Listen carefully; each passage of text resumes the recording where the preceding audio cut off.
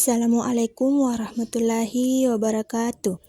Di sini saya akan membahas salah satu tokoh penting dalam teori belajar behaviorisme, yaitu Ivan Pavlov, ilmuwan yang terkenal melalui eksperimen klasiknya tentang respon anjing terhadap kondisi tertentu.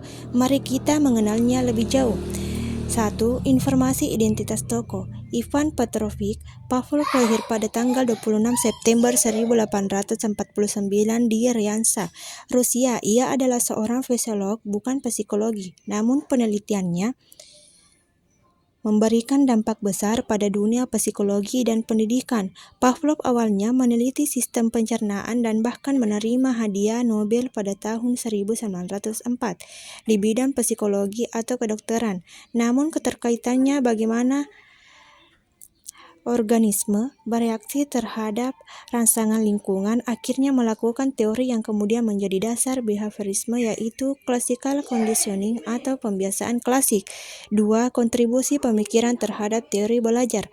Kontribusi utama Pavlov adalah konsep classical conditioning, yaitu proses belajar yang terjadi ketika suatu makhluk mengaitkan dua rangsangan yang hingga akhirnya menghasilkan respon otomatis.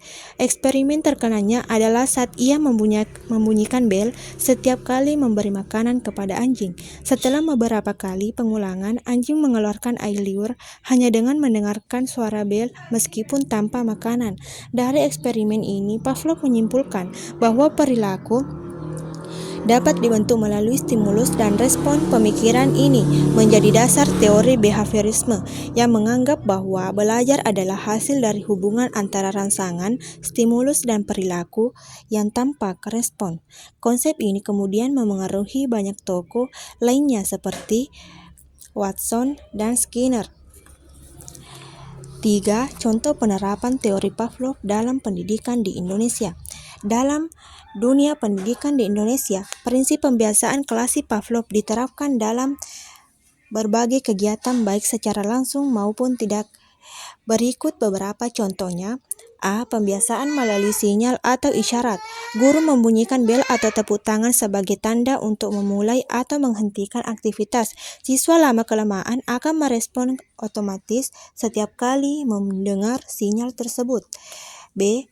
Pembentukan perilaku positif dengan penguatan. Ketika guru memberikan pujian stiker bintang atau reward sederhana setelah siswa mengerjakan tugas dengan baik, maka siswa terbiasa mengaitkan perilaku baik dengan konsekuensi positif.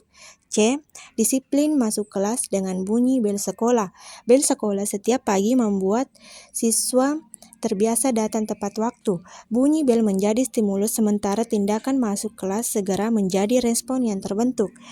D. Pembiasaan sosial dan religius. Di beberapa sekolah, pembiasaan membaca doa, salam, atau lagu kebangsaan dilakukan secara teratur. Pengulangan yang konsisten membuat respon muncul secara otomatis tanpa harus diperintah lagi. Prinsip Pavlov tampak jelas. Perilaku dapat dibentuk melalui pembiasaan yang konsisten dan stimulus yang tepat. Ivan Pavlov telah memberikan kontribusi besar melalui konsep pembiasaan klasiknya. Eksperimen sederhana yang ia lakukan membuka jalan bagi lahirnya teori behaviorisme, sebuah sudut pandang bahwa perilaku manusia dapat dipelajari, dibentuk, dan diarahkan melalui stimulus yang teratur. Demikian video pembahasan mengenai teori behaviorisme menurut Ivan Pavlov.